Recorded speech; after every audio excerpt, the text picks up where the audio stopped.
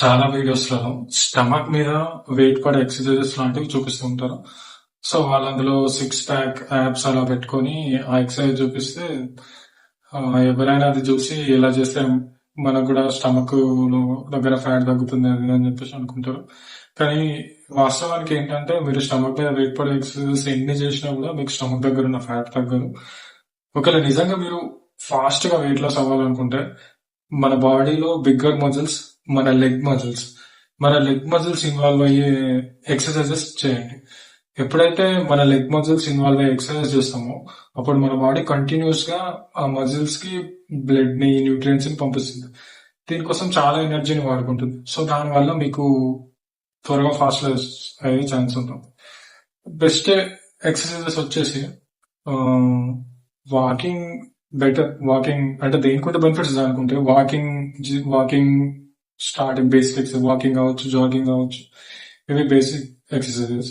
ఇంకొంచెం చేయాలనుకుంటే స్కిప్పింగ్ చేసుకోవచ్చు. వారంలో 3-4 టైమ్స్ స్కిప్పింగ్ అలా చేసుకోవచ్చు. ఇంకా అనుకుంటే స్ప్రింటింగ్ వల్ల చాలా హెల్త్ బెనిఫిట్స్ ఉన్నాయి. కానీ ఇది రోజు చేయకూడదు. ఇది వారంకి 3 సార్లు 2 సార్లు మాత్రమే చేయాలి. మిగిలిన రెస్ట్ డేస్ లో మీరు నార్మల్ వాకింగ్ కానీ, జాగింగ్ కానీ లాంటివి చేసుకోవచ్చు. మీరు ఇంకా నాకు టైం ఉంది అనుకుంటే వెయిట్ లిఫ్టింగ్, జిమ్కి వెళ్ళడం, వెయిట్ లిఫ్ట్ చేయడం, లేకపోతే మీకు జిమ్కి వెళ్ళే టైం లేదనుకుంటే మీ ఇంట్లో అయినా చేసుకోవచ్చు.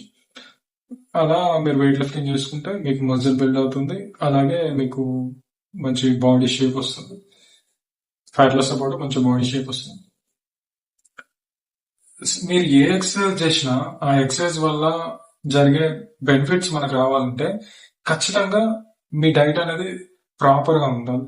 మన డైట్ ద్వారా మన బాడీ కావాల్సిన న్యూట్రియన్స్ అన్ని అందేలా ఉండాలి. ఎందుకంటే మీరు ఏ ఎక్సర్సైజ్ చేసినా అప్పుడు మన బాడీ ఎనర్జీతో పాటు న్యూట్రియన్స్ ని కూడా వాడుకుంటుంది. సో ఆ వాడుకునే న్యూట్రియన్స్ అన్ని మళ్ళీ మనం ఫుడ్ తిన్నప్పుడు రీప్లేస్ అయిపోతూ ఉండాలి. కానీ ఒకవేళ కాలేదనుకోండి, మీకు కొన్ని రోజుల తర్వాత మజిల్ క్రాంప్స్ రావడం, జాయింట్స్ లో పెయిన్స్ రావడం, అంత త్వరగా అలసిపోవడం, హార్ట్ పాల్పిటేషన్స్, ఇటువంటి సైడ్ ఎఫెక్ట్స్ లాంటివి వస్తుంటాయి. సో అలా జరగకూడదంటే ఖచ్చితంగా మీ డైట్ లో మీ బాడీకి కావాల్సిన అన్ని న్యూట్రియన్స్ ఉండేలా చూసుకోండి.